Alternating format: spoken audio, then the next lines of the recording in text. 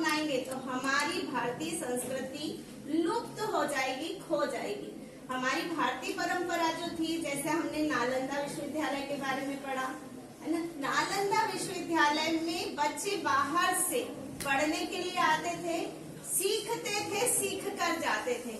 आज लेकिन वो सारी चीजें लगभग, लेकिन अभी जो वापस से उसको लाने की कोशिश की जा रही है। और हम जो बच्चे जो बहुत ज्यादा पढ़ते हैं, किताबों को पढ़ना बहुत ज्यादा जरूरी है। हम सोशल मीडिया पे पढ़ते हैं।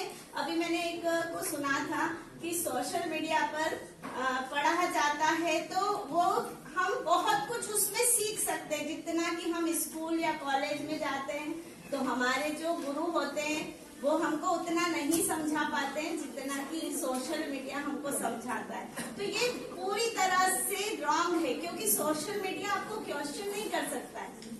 जब आप हमारे आमने सामने बैठेंगे तो हम आपके साथ में हम क्वेश्चन आंसरिंग करेंगे, आपसे प्रश्न पूछे जाएंगे, आप उसका उत्तर देंगे।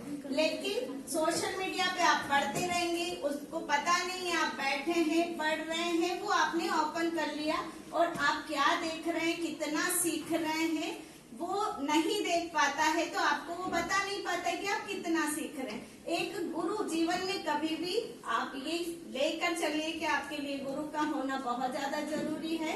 एक गुरु अगर होगा तो ही आप आगे बढ़ पाएंगे और अपने आप को पूरी तरह से जब तक समर्पित नहीं करेंगे, जैसा कि अभी शिरीन मैम ने बोला कि पहले जो शिक्षा दी जाती थी उसके आखिरी में जो परीक्षाएं होती थी वो ये होती थी कि आप जाएं और आपको ये काम करना है। ये तो एक औषधि वाला विषय था, ऐसा एक विषय नहीं, कई सारे विषय होते थे जिन पर वो कहते थे कि आपको वहां जाकर उनके बारे में पता करना है, वहां जाकर उनके, और वो विद्यार्थी नाक की सीध में चलते थे, वो इधर उधर नहीं जाते थे।